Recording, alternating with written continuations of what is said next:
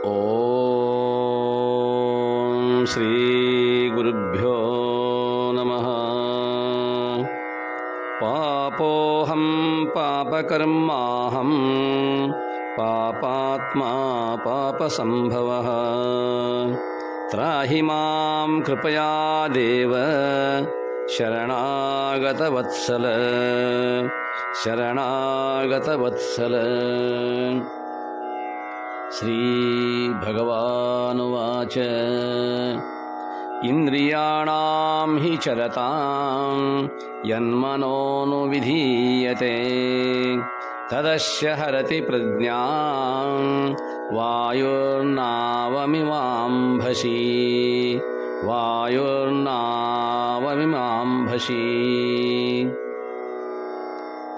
ಅರ್ಜುನ,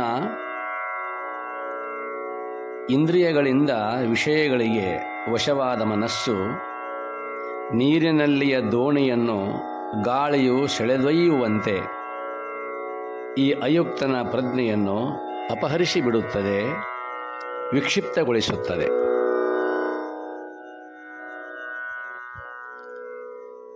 ಸರ್ವರಿಗೂ ಪ್ರಣಾಮಗಳು. ಪುಣ್ಯಾತ್ಮರೇ, ನಿನ್ನೆಯ 66ನೆಯ ಶ್ಲೋಕದಲ್ಲಿ ನಾಸ್ತಿ ಬುದ್ಧಿರಯುಕ್ತಸ್ಯ ನ ಚಾಯುಕ್ತಸ್ಯ ಭಾವನಾ ನ ಚಾಭಾವಯತಃ ಶಾಂತಿಃ ಅಶಾಂತಸ್ಯ ಕುತಃ ಸುಖಂ. ಅಯೋಗ್ಯನಾದವನು, ಅಯುಕ್ತನಾದವನಿಗೆ ಶಾಂತಿಯು ಎಂದೂ ಸಮನಿಸುವುದಿಲ್ಲ. ಶ್ಲೋಕದ ಕೊನೆಯಲ್ಲಿ ಅಶಾಂತಸ್ಯ ಕುತಃ ಸುಖಂ, ಅಶಾಂತವಾದ ಮನಸ್ಸುಳ್ಳವನಿಗೆ ಸುಖ ಎಂದು ದೊರೆತೀತು. ಹಾಗಾದರೆ ಅಶಾಂತಿಯು ಇರುವುದು ಎಲ್ಲಿ? ಇಂದ್ರಿಯಗಳಲ್ಲಿ, ವಿಷಯಗಳಲ್ಲಿ. ಅಲ್ಲಿ ಯಾವಾಗಲೂ ನಾವು ಶಾಂತಿಯನ್ನು ಹುಡುಕಲು ಸಾಧ್ಯವೇ ಇಲ್ಲ. ಆದ್ದರಿಂದ ಹಾಗಾದರೆ ಆ ಶಾಂತಿಯ ತಾಣ ಯಾವುದು? ಪರಮಾತ್ಮನೋರ್ವನೇ ಅಖಂಡ ಆನಂದ ಸಾಗರ. ಅವನನ್ನು ಹೊರತುಪಡಿಸಿದರೆ ಎಲ್ಲಿಯೂ ಕೂಡ ಶಾಂತಿಯು ಲಭಿಸಲು ಸಾಧ್ಯವಿಲ್ಲ. ಯುಕ್ತನಾಗಿ, ಯೋಗ್ಯನಾಗಿ ಸಾರಾಸಾರ ವಿಚಾರವನ್ನು ಮಾಡಿ ಈ ಜೀವನು ಆ ಪರಮಾತ್ಮನಲ್ಲಿ ಸಮರಸನಾದರೆ ಆ ಆನಂದದ ಆವಿರ್ಭಾವವಾಗುತ್ತದೆ. ಅಯುಕ್ತನಿಗೆ ಆತ್ಮಜ್ಞಾನವಿಲ್ಲ, ಆತ್ಮಧ್ಯಾನವಿಲ್ಲ, ಶಾಂತಿ ಇಲ್ಲ. ಆದ್ದರಿಂದ ಅವನಿಗೆ ಸುಖವೂ ಇಲ್ಲ. ಯಯಾತಿ ಮಹಾರಾಜನ ಉದಾಹರಣೆ ನಾವು ನೋಡಿದ್ದೇವೆ. ಭೋಗಾಹ ನ ಭುಕ್ತ ವಯಮೇವ ಭುಕ್ತಾಹ. ನಾವು ಭೋಗಗಳನ್ನು ಭೋಗಿಸಲಿಲ್ಲ, ನಮ್ಮನ್ನೇ ಭೋಗಗಳು ಭೋಗಿಸಿದವು. ಅಂದರೆ ಆ ಭೋಗಗಳು, ಆ ವಿಷಯಗಳು ನಮ್ಮ ಇಂದ್ರಿಯಗಳನ್ನು, ನಮ್ಮ ದೇಹವನ್ನು, ನಮ್ಮ ಮನಸ್ಸು, ಬುದ್ಧಿ, ಚಿತ್ತ, ಅಹಂಕಾರಗಳನ್ನು ಎಲ್ಲವನ್ನೂ ನಾಶ ಮಾಡುವ ಆ ಶಕ್ತಿ ಆ ಭೋಗಗಳಿದೆ. ಹಾಗಾದರೆ ಆ ಭೋಗಗಳು ಯಾರನ್ನು ಪೀಡಿಸಿದವು? ಅಯೋಗ್ಯನನ್ನು, ಅಯುಕ್ತನನ್ನು. ಉತ್ಥಾನ ಸ್ಥಿತಪ್ರಜ್ಞನ ವ್ಯತಿರಿಕ್ತವಾಗಿರುವಂತಹ ವರ್ಗ ಇದು, ಅಯುಕ್ತವಾದ ವರ್ಗ. ಆದ್ದರಿಂದ ಈ ಮುಂದಿನ ಶ್ಲೋಕದಲ್ಲಿ ಹೇಳುವುದು, ಅರ್ಜುನ, ಇಂದ್ರಿಯಾಣಾಂ ಹಿ ಚರತಾಂ ಯನ್ಮನಸಃ ನ ವಿಧೀಯತೆ ತದಸ್ಯ ಹರತಿ ಪ್ರಜ್ಞಾಂ ವಾಯೂನಾಂ ಇವ ಅಂಭಸಿ. ಅರ್ಜುನ, ಈ ಶಬ್ದ, ಸ್ಪರ್ಶ, ರೂಪ, ರಸ ಹಾಗೂ ಗಂಧ ಇವು 5 ಮಹಾ ಭಯಾನಕ ಅರಣ್ಯಗಳು. ಅವುಗಳಲ್ಲಿ ರಾಗ, ದ್ವೇಷ ಮುಂತಾದ ಅಸಂಖ್ಯ ಕ್ರೂರ ಮೃಗಗಳು ವಾಸ ಮಾಡಿಕೊಂಡಿರುತ್ತವೆ. ಇಂದ್ರಿಯಗಳೆಂಬ ಕುದುರೆಗಳನ್ನು ಸ್ವೈರವಾಗಿ, ಅಂದರೆ ಮನಸೋಚ್ಛೆಯಾಗಿ ಹರಿಬಿಟ್ಟ ಜೀವಯಾತ್ರಿಕನು ಆ ಘೋರವಾದ ಅರಣ್ಯಗಳನ್ನು ಸೇರಿ ಭಯಂಕರ ಪ್ರಾಣಿಗಳ ಬಾಯಿಗೆ ತುತ್ತಾಗುತ್ತಾನೆ. ಅಲ್ಲೆಲ್ಲಿ ಸುಖ? ಭಗವಂತನು ಈ ರೀತಿಯಾಗಿ ಅರ್ಜುನನಿಗೆ ಉಪದೇಶವನ್ನು ಮಾಡುವಾಗ ಈ ಅರಣ್ಯಗಳನ್ನು ದಾಟಿ ನಾನು ಮುಂದೆ ನನ್ನ ಗ್ರಾಮವನ್ನು ಸೇರಬೇಕಲ್ಲ. ನಾನು ಪ್ರಾಪ್ತ ಮಾಡಿಕೊಳ್ಳಬೇಕಾಗಿರುವಂತಹ ಊರು ಯಾವುದು? ಅದನ್ನು ಸೇರಬೇಕಾದರೆ ಈ ಅರಣ್ಯವನ್ನು ದಾಟಿಯೇ ನಾವು ಹೋಗಬೇಕು. ಆದರೆ ಸುರಕ್ಷಿತವಾಗಿ ಹೋಗಬೇಕಲ್ಲ. ಎಲ್ಲ ಕಡೆಗೂ ಚಿತ್ತವಿರಬೇಕು. ಮೈಯಾರೆ ಕಣ್ಣಾರೆ ಆಗಿ ಸುತ್ತಲೂ ಮೈತುಂಬ ಕಣ್ಣುಗಳನ್ನು ಹೊಂದಿಕೊಂಡು ಜಾಗೃತನಾಗಿ ಸಾಗಬೇಕು. ಅದಕ್ಕೆ ಭಗವಂತನೇ ಮತ್ತೊಂದು ಉದಾಹರಣೆ ಕೊಡುತ್ತಾನೆ. ಗಾಳಿಗೆ ಸಿಕ್ಕ ನಾವೆಯಂತೆ ವಾಯುನಾಂ ಇವ ಅಂಬಶಿ. ವಾಯು ಗಾಳಿಗೆ ಸಿಕ್ಕ ಪ್ರಪಾತಕ್ಕೆ ಒಳಗಾಗಿರುವಂತಹ ಇದೊಂದು ನಾವೆ. ಮಹಾನ್ ಸಾಗರ ಮಧ್ಯದಲ್ಲಿ ಈ ಜೀವನೌಕೆ ಸಾಗುತ್ತಾ ಇದೆ. ಅದಕ್ಕೆ ಹುಟ್ಟಿಲ್ಲ, ಅಂದರೆ ಅದನ್ನು ಚಲಿಸಲು ಸಾಧನವಾದ ಹುಟ್ಟಿಲ್ಲ, ಚುಕ್ಕಾಣಿ ಇಲ್ಲ. ಆ ನಾವೆಯನ್ನು ನಡೆಸುವನು ಹೇಗಿದ್ದಾನೆ? ನಾವಿಕ ಸೆರೆ ಕುಡಿದು ಉನ್ಮತ್ತನಾಗಿದ್ದಾನೆ. ಚಂಡಮಾರುತ ರಭಸದಿಂದ ಬೀಸಲು ಪ್ರಾರಂಭಿಸಿತು ಎಂದು ತಿಳ್ಕೊಳ್ಳೋಣ. ಆಗ ಸಮುದ್ರವನ್ನೇ ಅಲ್ಲೋಲ ಕಲ್ಲೋಲಗೊಳಿಸುವ ಆ ಬಿರುಗಾಳಿ ನೌಕೆಯನ್ನು ಸಿಕ್ಕ ದಿಕ್ಕಿನಲ್ಲಿ ಸೆಳೆದೊಯ್ಯುವುದು. ಕೊನೆಗೆ ನೌಕೆಯು ತೆರೆಗಳ ಭಾರೀ ಭಯಂಕರವಾಗಿರುವಂತಹ ಬರ್ಪು ಕರಗಿ ಪರ್ವತಾಕಾರದಲ್ಲಿ ಬೀಳತಕ್ಕಂತಹ ಆ ಹಿಮ ಬಂಡೆಗಳು, ಅವುಗಳ ಆಘಾತಕ್ಕೆ ಸಿಕ್ಕಿರ್ತಕ್ಕಂತಹ ಈ ನಾವೆ ಇದು ಆ ಗಾಳಿಗೆ ಸಿಕ್ಕು ಚೂರು ಚೂರಾಗಿ ಒಡೆದು ನುಚ್ಚುನೂರಾಗುವುದು. ಹಾಗೆಯೇ ಮನಸ್ಸೆಂಬ ನೌಕೆ, ಸಂಸಾರವೇ ವಿಸ್ತಾರವಾದ ಸಮುದ್ರ. ಇಲ್ಲಿ ನಾವಿಕ ಯಾರು? ಜೀವ. ಈ ಜೀವ ಪುರುಷನೆಂಬುವನು ನಾವಿಕ. ಜೀವ ಎಂದರೆ ಅಜ್ಞಾನವಶನಾಗಿರತಕ್ಕಂಥವನು. ಅಲ್ಲಿ ವಿವೇಕ ಬುದ್ಧಿ ಚುಕ್ಕಾಣಿ ಮುರಿದು ಹೋಗಿದೆ. ವಿಷಯ ವ್ಯಾಮೋಹದಿಂದ ಜೀವ ಉನ್ಮತ್ತನಾಗಿ ಬಿಟ್ಟಿದ್ದಾನೆ. ಅವನಿಗೆ ವಿಷಯಗಳಲ್ಲಿ ಸುಖವೆಂಬುದಾಗಿ ಕಾಣುತ್ತಿದೆ. ನೋಡಿ, ಅದೊಂದು ಬಹಳ ಸುಂದರವಾಗಿರುವಂತಹ ದೇವಮಂದಿರ, ಮಹಾದೇವ ಮಂದಿರ. ಅದರಲ್ಲಿ ಒಬ್ಬ ಪಂಡಿತ ಪೂಜಾರಿ, ವಿಧಿವತ್ತಾಗಿ ಪೂಜೆ ಮಾಡುವವನು. ಎಲ್ಲ ರೀತಿಯ ಉಪಚಾರಗಳನ್ನು ಮಾಡುತ್ತಾನೆ ಭಗವಂತನಿಗೆ, ಆ ಮಹಾದೇವ ಮೂರ್ತಿಗೆ. 2-3 ದಶಕಗಳ ಕಾಲ, ಸುಮಾರು 30-35 ವರ್ಷಗಳ ಕಾಲ ಅತೀ ನಿಷ್ಠೆಯಿಂದ ಆ ಮಹಾದೇವರ ಪೂಜೆ ಸೇವೆ ಮಾಡಿ ಆನಂದವಾಗಿ ಇದ್ದ. ಈಗ ಆ ಪಂಡಿತ ಪೂಜಾರಿಗೆ 50-60 ವರ್ಷ ಎಂದುಕೊಳ್ಳೋಣ. ಒಂದು ದಿನ ಒಬ್ಬ ಬಡಭಕ್ತ ಆ ದೇವ ಮಂದಿರಕ್ಕೆ ಬರುತ್ತಾನೆ. ಕಾರಣ, ಆತನ ತಾಯಿ ದೈವ ಭಕ್ತಳಾಗಿದ್ದಳು. ಅವಳು ತನ್ನ ಆಯುಷ್ಯದ ಉದ್ದಕ್ಕೂ ಕೂಲಿ ನಾಲಿ ಮಾಡಿ ಗಳಿಸಿದ್ದರಲ್ಲಿ ಒಂದಿಷ್ಟು ಹಣ ಉಳಿಸಿದ್ದಳು. ಅದನ್ನು ಮಗನ ಕೈಗೆ ಕೊಟ್ಟು ಹೇಳುತ್ತಾಳೆ, ಮಗನೇ, ಇದರಿಂದ ಆ ಮಂದಿರದ ಮಹಾದೇವನಿಗೆ ಒಂದು ಸುಂದರವಾದ ಚಿನ್ನದ ಕಿರೀಟವನ್ನು ಮಾಡಿಸಿ ಹಾಕು. ಬಂಗಾರದಿಂದ ಶೋಭಾಯಮಾನವಾಗಿ ಕಾಣಬೇಕು ನನ್ನ ಮಹಾದೇವ. ಏಕೆಂದರೆ ನನ್ನ ಜೀವನವನ್ನು ನಿನ್ನನ್ನು ದೊಡ್ಡವನನ್ನಾಗಿಸುವಾಗ ನನಗೆ ಬಂಗಾರವಾಗಿದ್ದಾನೆ. ಅವನಿಗೆ ನಾನೀಗ ಬಂಗಾರವನ್ನು ತೊಡಿಸಬೇಕು. ಹಾಗೆ ಹೇಳಿ ಮಗನಿಂದ ವಚನವನ್ನು ಪಡೆದುಕೊಂಡು ಕೊನೆಯ ಕಾಲದಲ್ಲಿ ಆ ಮಹಾತಾಯಿ ಪ್ರಾಣವನ್ನು ಬಿಡುತ್ತಾಳೆ. ಅವಳು ಕೊಟ್ಟ ಆ ಹಣದ ಹಣ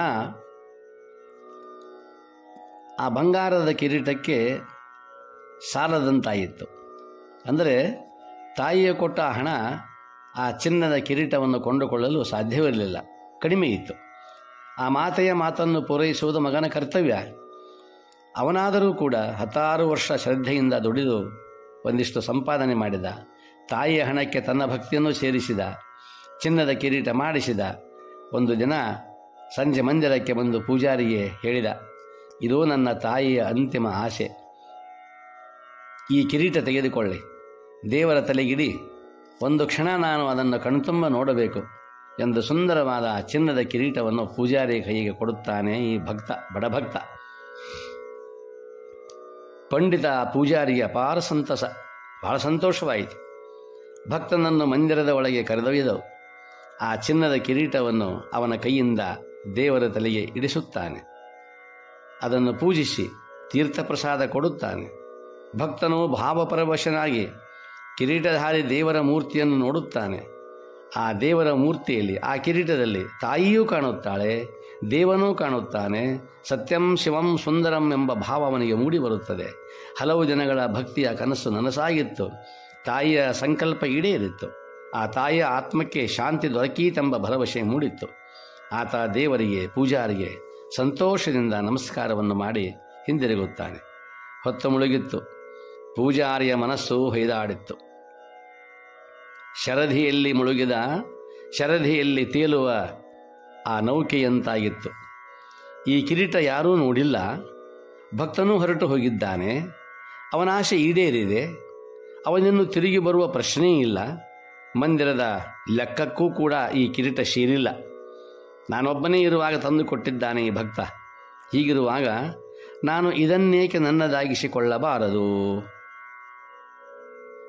ನೋಡಿ, ಬೀಸಿತು ಮಾರುತ. 25-30 ವರ್ಷಗಳ ನಂತರ ಇಂಥ ಅವಕಾಶ ನನಗೆ ದೊರಕಿದೆ ಎನ್ನುತ್ತಾ ಮಂದಿರದ ಬಾಗಿಲು ಹಾಕಿ ಮನೆಗೆ ನಡೆದ. ರಾತ್ರಿ ನಿದ್ದೆ ಬರಲಿಲ್ಲ. ಶುರುವಾಗಿದೆ, ಆರಂಭವಾಗಿದೆ ಗಾಳಿ ಬೀಸಲಿಕ್ಕೆ.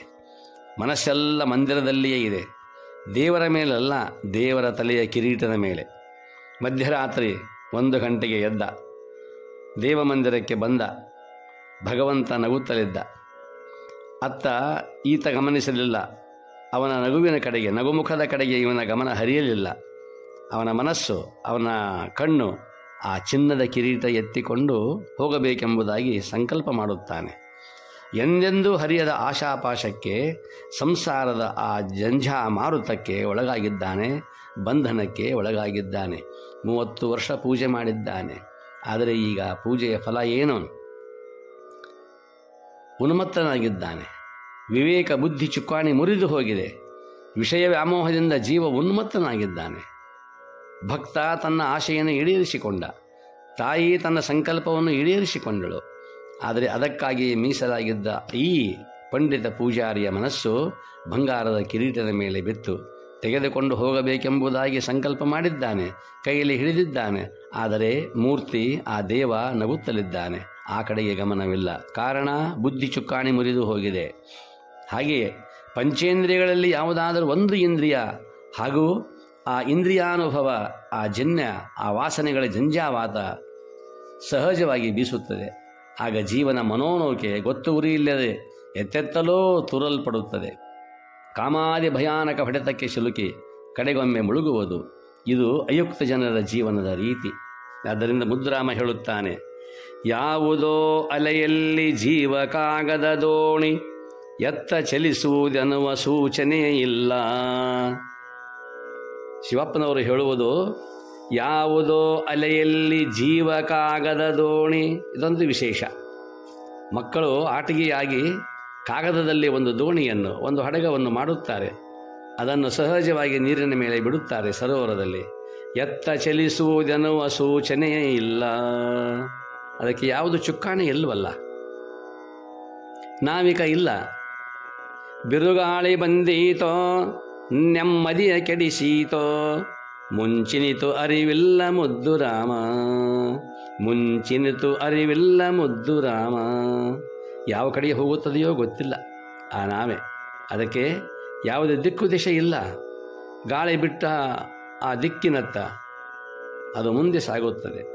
ಹಾಗೆಯೇ ಅದಕ್ಕೆ ಮುಂಚೆ ಯಾವುದೇ ಅರಿವು ಅನ್ನುವಂಥದ್ದು ಇಲ್ಲ. ಈ ಜೀವನೂ ಹಾಗೆಯೇ. ಇದೊಂದು ಕಾಗದದ ದೋಣಿ, ಕಾಗದದ ನಾವೆ. ಯಾವುದೋ ಅಲೆಯಲ್ಲಿ ಜೀವ ಕಾಗದ ದೋಣಿ ಎತ್ತ ಚಲಿಸುವುದೆನ್ನುವ ಸೂಚನೆ ಇಲ್ಲ.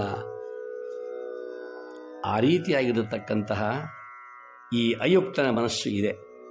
ಆದರೆ ಸ್ಥಿತಪ್ರಜ್ಞನ ನೌಕೆ ತನ್ನ ಗಮ್ಯ ಸ್ಥಾನವನ್ನು ತಲುಪಿದೆ. ಅದು ಸುರಕ್ಷಿತವಾಗಿ.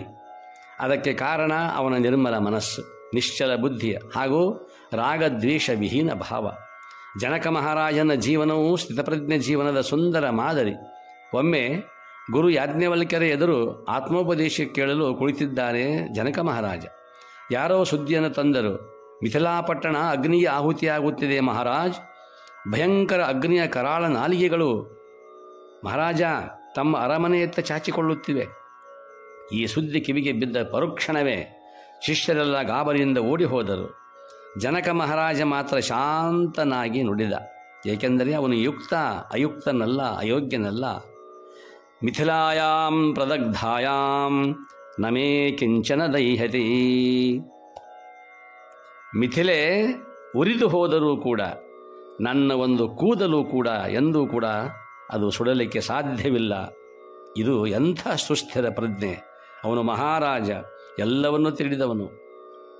ಪ್ರಜಾಪಾಲಕನಾಗಿರ್ತಕ್ಕಂಥ ಜನಕ ಮಹಾರಾಜನಿಗೆ ಉಪದೇಶ ನಡೆದಾಗ ಆ ಉಪದೇಶದ ಕಡೆಗೆ ಗಮನ ಇತ್ತೇ ವಿನಃ ರಾಜ್ಯದ ಕಡೆಗೆ ಇಲ್ಲ.